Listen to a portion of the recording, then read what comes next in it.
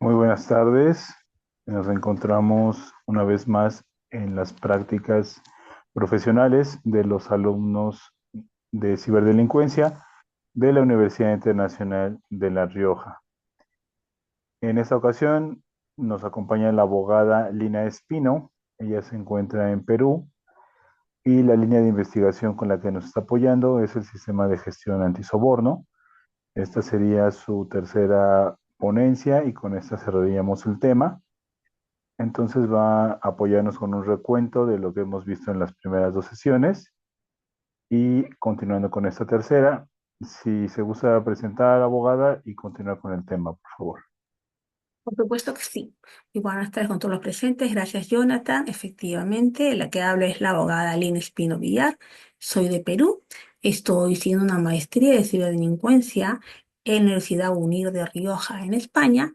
Y bueno, he tenido la suerte de que Círculo Estratega Consultores me haya acogido en sus filas para poder realizar estas prácticas.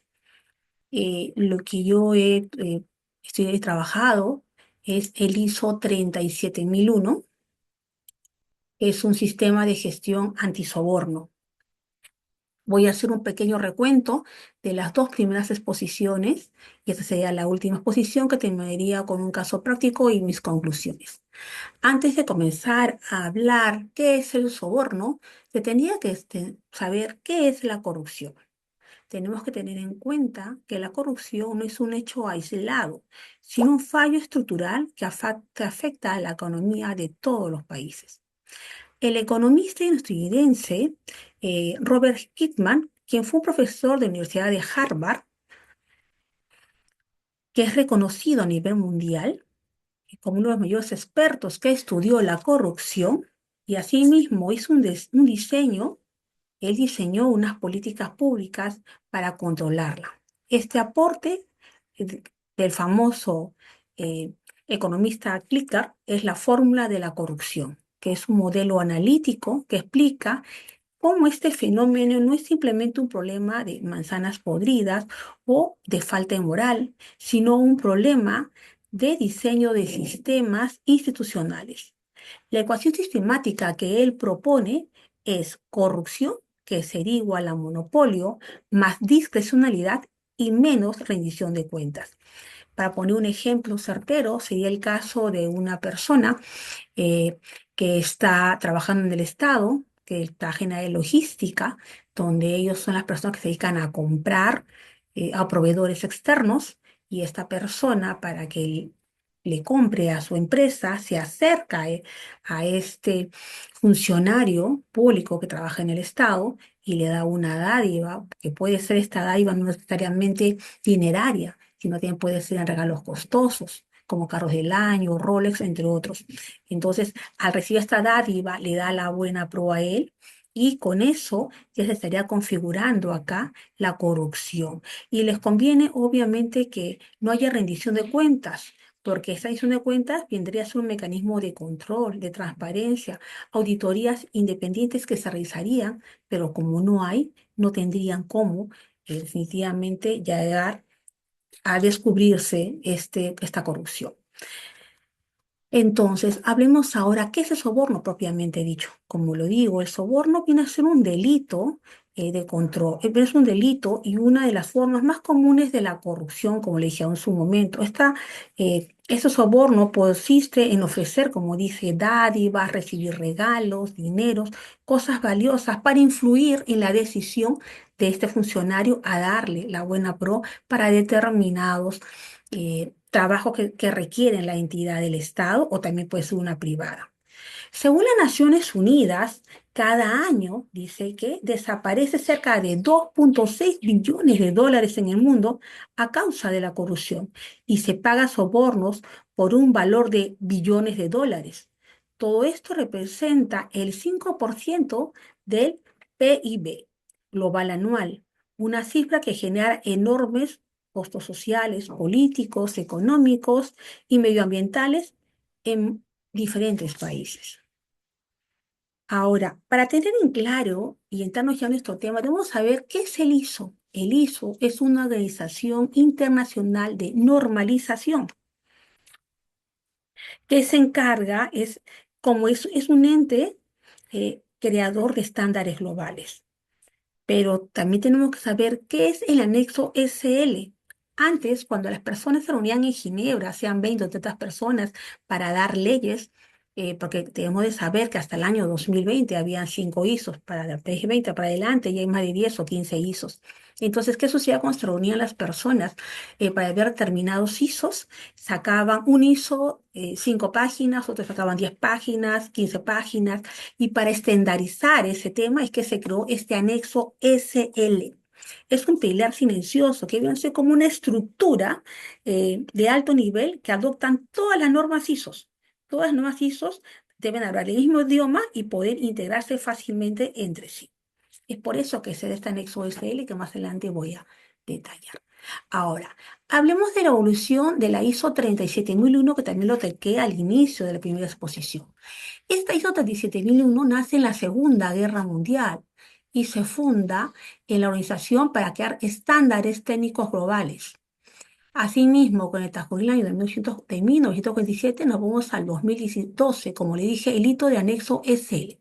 Este ISO, como dije hace un momento, introduce los anexos que buscan es unificar y estructurar a todas las normas de gestiones futuras. La primera edición de esta ISO 37001 se da en el año 2017, porque tenemos que entender que es la primera norma que se da anti-soborno netamente.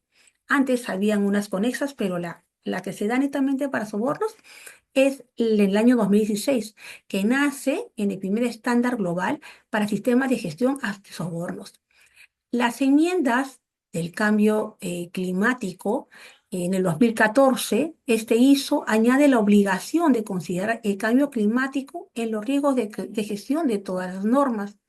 La nueva versión del ISO 37001 en el 2025 se publica y actualiza oficialmente esta norma, adoptando los riesgos digitales y globales actuales. Ahora, ¿qué es la ISO 37001? Es una norma internacional creada por la International Organization for Standards. Ese ISO, ¿qué busca esta ISO? Este ISO busca prevenir, detectar y enfrentar el soborno dentro de organizaciones públicas y privadas. Tenemos que entender, el soborno puede ser tanto públicas o privadas, incluso instituciones sin fines de lucros o ONGs. No confundamos que la ISO 90001, antisoborno, solamente son para empresas públicas o privadas, también son para empresas sin fines de lucros que tenemos las ONG. ¿Qué busca esta ISO? ¿Cuál es su finalidad? La finalidad de esta ISO 37001 es ayudar a las empresas, a los gobiernos, ONGs e instituciones a implementar controles que reduzcan el riesgo de corrupción y fortalezcan la transparencia e integridad institucional. La función de la ISO. La ISO elabora normas internacionales. Debemos tener en cuenta que esta ISO es elaborada en Ginebra por personas especialistas, más de 20 personas. Ellas elaboran las normas, pero no certifican directamente. Cada país cuenta con un organismo que acredita, que autoriza y certifica a los locales. Es decir, si una empresa, supongamos, por poner un ejemplo, de telecomunicaciones, de Telefónica, esta empresa, si quiere tener un ISO 37001, tiene que recurrir a INACAL, que acá en Perú está acreditada para hacer la certificación. Hay un acuerdo internacional de foros con el IAF, donde ellos van a ir a esa empresa y ver si cumple con los estándares y requisitos que dice esta norma para acreditar y darle, obviamente, certificación del ISO 37001. Si no cumple con los requisitos que solicita la norma, entonces no podría acceder a este ISO 37001.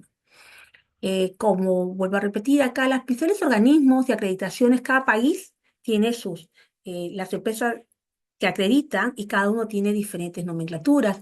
Por ejemplo, en España, la empresa que acredita, la certificadora se llama ENAC. En México se conoce como EMA y acá en Perú se conoce como INACAL.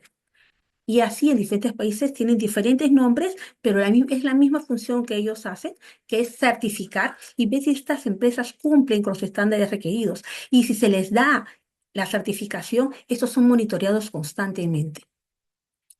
Objetivo principal de esta ISO. Como dije hace un momento, lo que busca es prevenir que no se le entregue dinero, para que no se obtenga ventajas indebidas por tener un cargo público y con ello poder ellos beneficiarse y perjudicar al Estado o a la empresa donde trabajan, ¿no? Porque ellos favorecerían ilegalmente para construir contratos o permisos. Asimismo, también como dije, ellos recepcionan no solamente de forma dinero, sino también pueden ser regalos costosos que influyen a sus decisiones. Sin ir tan lejos, acá en mi país hubo un tema muy sonado el año pasado con relación a un presidente que se le está investigando hasta la fecha por haber recibido regalos costosos, porque no recibía aparentemente dinero, pero la empresa lo objetó mucho que pagaba con Rolex, Rolex que oscilan en 40.000 o 50.000 dólares, cosa que no era usual. Y hasta la fecha sigue esto en investigaciones. Entonces, esta norma que busca proteger la reputación institucional, que sea transparente y la integridad organizacional de las empresas, sean privadas, públicas o sin fines de lucro. Principales cambios de la ISO que se da 37001-2025. Tenemos que tener en cuenta que la ISO 37001, que se da en el año 2016, se mantiene, solamente ha sido modificada, no ha sido cambiada, ha sido modificada en algunos apartados. ¿Qué exige? Se exige un control más estricto sobre las relaciones de terceros. ¿Y qué incluye? Evaluación de riesgo, prevención y gestión activa de conflictos de intereses. También exige una transparencia y trazabilidad de pagos, contratos y decisiones, sea como dije, sector público, privado o ONG. Los controles que deben implementar las empresas que quieren, obviamente, ser certificadas con la ISO 37001, es que sus revisiones, acá se hacen revisiones de pagos, ellos deben tener canales de denuncias, auditorías periódicas, supervisión continua y mejoras permanentes.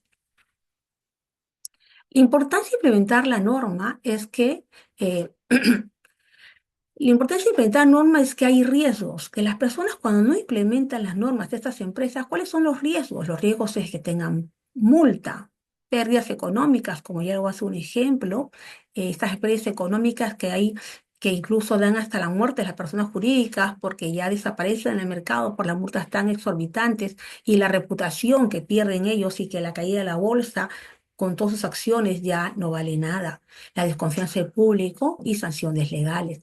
Los beneficios para implementar esta norma 37001, que sucede cuando va una empresa, sea nacional o extranjera, a querer contratar con una empresa que está acreditada con ISO 37001, le da seguridad, le da confianza, transparencia, sabe que hay una reducción de riesgo hay una reducción del riesgo de corrupción, mejora su reputación empresarial, fortalecimiento de la cultura ética.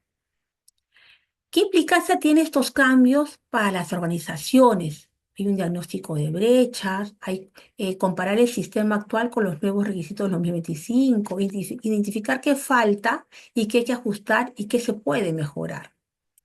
Priorizar los cambios según los impactos y recursos disponibles, ajustes documentales y operativos, actualizar las políticas antisobornos, procedimientos y registros. Eso se va implementando constantemente.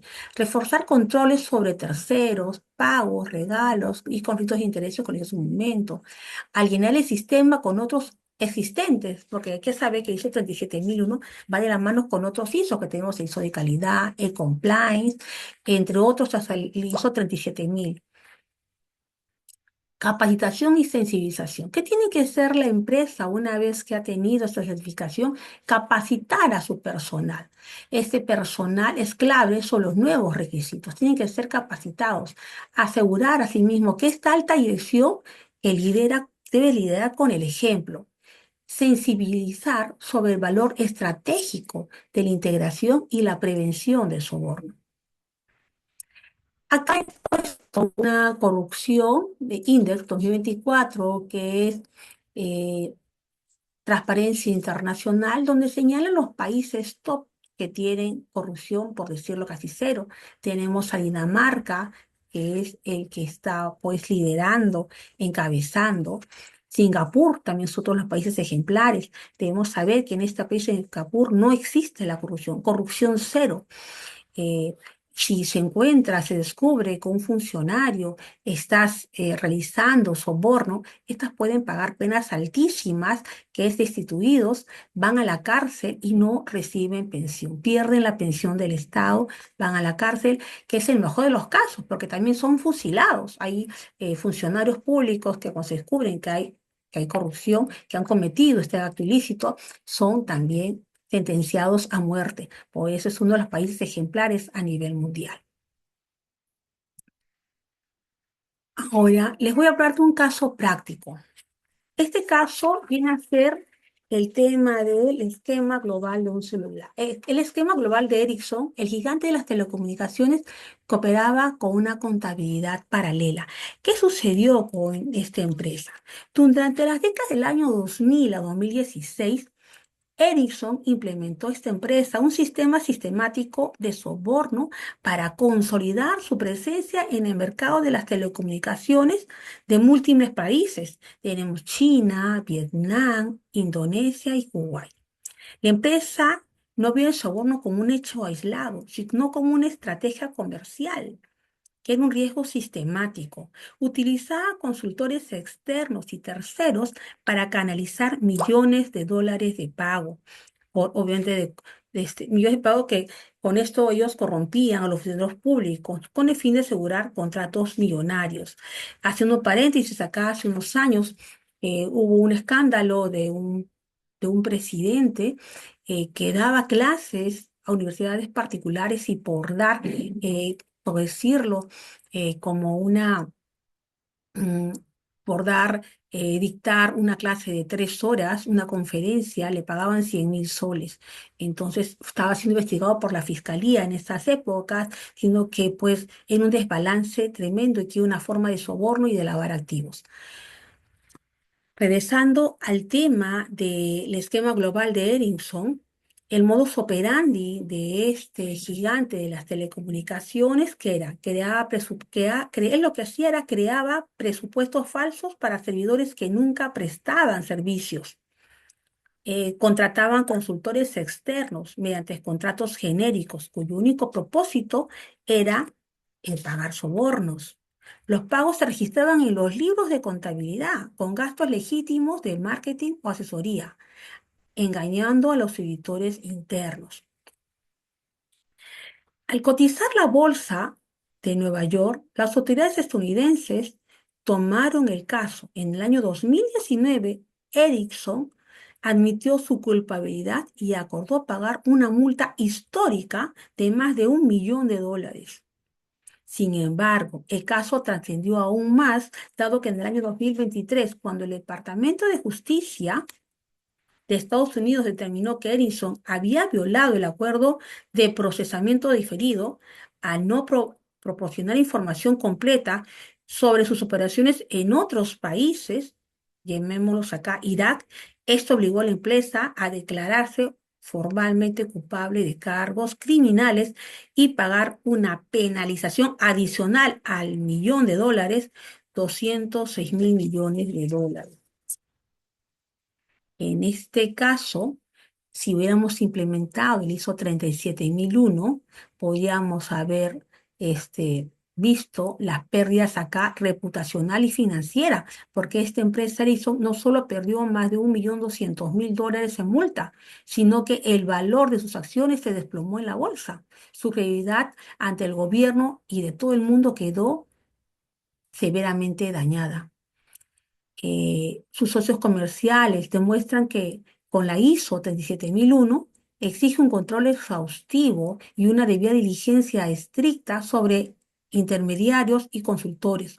Acá los sobornos casi nunca lo hace el director general directamente, se usan canales externos. La nueva actualización de la ISO 37001-2025 enfatiza la auditoría forense digital y el cruce de datos automatizados, precisamente para evitar que empresas como estas puedan ocultar fondos negros o facturas falsas bajo el concepto de servicios de consultoría. En el caso de Ericsson, demuestra que en el siglo XXI el soborno ya no se podía ocultar bajo el tapete. Así se hacen los negocios en este país definitivamente. Las leyes internacionales como la FCPA de Estados Unidos tiene alcances globales y la única defensa real que hoy tiene una corporación para proteger a sus directivos y a sus finanzas es demostrar que cuenta con un sistema de gestión antisoborno real, auditado y certificado. Y nos enseña esta ISO 37001. Lo que nos dice es que si nosotros como países no tomamos conciencia del soborno, la corrupción que genera pérdidas millonarias, si nosotros tomamos conciencia de esto, podría el país surgir y estar en otros estándares. Podríamos construir colegios, hospitales, carreteras, alfabetizar a los niños de escasos recursos, si se aboliera la corrupción y el soborno, porque sin ir tan lejos, en Singapur es un país ejemplar. En el año 1990, cuando ocupó la presidencia, este presidente hizo grandes cambios que tuvo que mandar a policías, fiscales, funcionarios públicos a la cárcel y así poco a poco comenzó a levantar su país al tema que hoy en día es un país ejemplar, donde no existe sobornos y nosotros apuntamos definitivamente a ser un país así, sin tener sobornos, corrupciones y que el Estado, obviamente haciendo proteger y hacer valer sus leyes, tanto nacionales, pueda surgir. Eso sería todo y concluido. Gracias.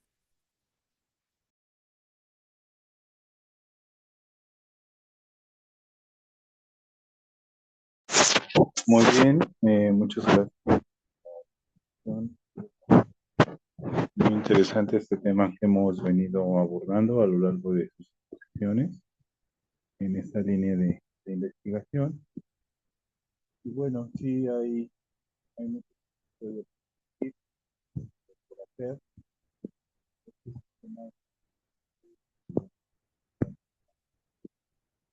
No se te escucha, Jonathan. ¿Sí me escuchas? Ahora sí te escucho. Perfecto. Ok, sí, decía que es muy importante este sistema porque principalmente buscamos actuar de manera preventiva para evitar afectaciones financieras o reputacionales. En este caso, que hablamos de la maestría en ciberdelincuencia, pues el soborno es un mecanismo que facilita precisamente este tipo de delitos. No solo delitos cibernéticos, sino también delitos de otra índole. Pero en particular, hablando de delitos cibernéticos, pues aumenta el riesgo, porque de por sí sabemos que tenemos factores importantes en cuanto a al anonimato de las personas que cometen este tipo de delitos y se hacen valer de actividades de soborno para obtener información o para poderse filtrar dentro de las organizaciones, ya sea gubernamentales, privadas, y es así como obtienen información. Independientemente de los sobornos que ya conocemos tradicionales que se hacen para generar un enriquecimiento ilícito, hablando de ciberdelincuencia, pues lo que sucede es justamente eso. A través de sobornos, pues se van filtrando informaciones, se van filtrando posiciones, que son las que permiten generar o concretar un ciberataque. Pues muchas gracias por la exposición, muy interesante el tema. Esta ya sería la tercera y última de su línea de investigación, abogada. No me queda más que agradecerle su apoyo para abordar este tema y muchas gracias. No sé si gusta agregar algo más. No, nada, Jonathan. A ti más bien, muchas gracias por la oportunidad que me has dado en pertenecer a tus filas y poder hacer mis prácticas en tu prestigiosa empresa. Muchas gracias. Perfecto, pues muchas gracias, abogada. Con esto terminamos y concluyo la grabación. Muy amable.